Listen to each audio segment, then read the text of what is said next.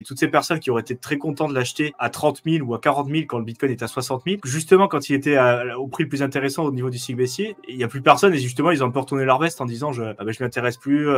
c'est mort, je suis passé au nouveau truc à la mode, ou alors j'ai perdu tellement de plumes dans l'histoire que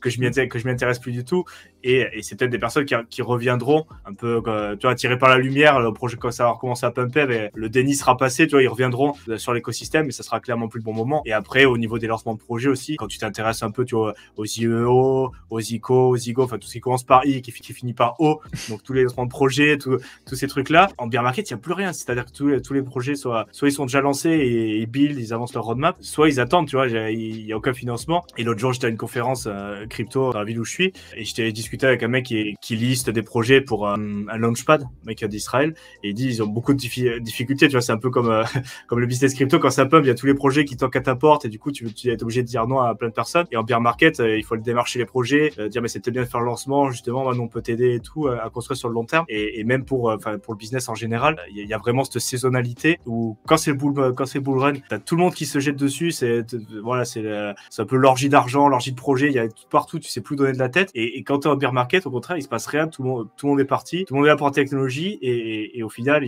mais je trouve que d'un autre côté, c'est beaucoup plus sain, parce que du coup, tu peux revenir avoir des vraies discussions, les groupes, tu peux vraiment te poser des questions, est-ce que la décentralisation c'est bien, est-ce que la technologie blockchain, qu'est-ce que vous pensez de ce projet, des choses vraiment constructives. Et plus tu avances dans le bull run aussi, plus les commentaires, plus les groupes, c'est n'importe quoi, où les mecs, ça spam des mèmes, ça spam des projets, ça spam du scam, et il y a plus aucun intérêt. Alors que là, je retrouve quand même une certaine core community, tu vois, là vraiment, les mecs sont vraiment là pour la crypto, qui sont là pour le long terme. Qui ont compris l'intérêt et tout, quoi. Qui ont compris l'intérêt, qui continuent de s'intéresser, à se poser des questions, et tu peux retrouver, tu vois, des forums où tu peux vraiment avoir des discussions un peu plus intéressantes. Et tu regardes le Telegram en bull run, mais c'était n'importe quoi, le truc. Ah, mais c'est terrible. Des notifications de partout, des trucs de cul, des trucs de spam, tu vois, tu dis, mais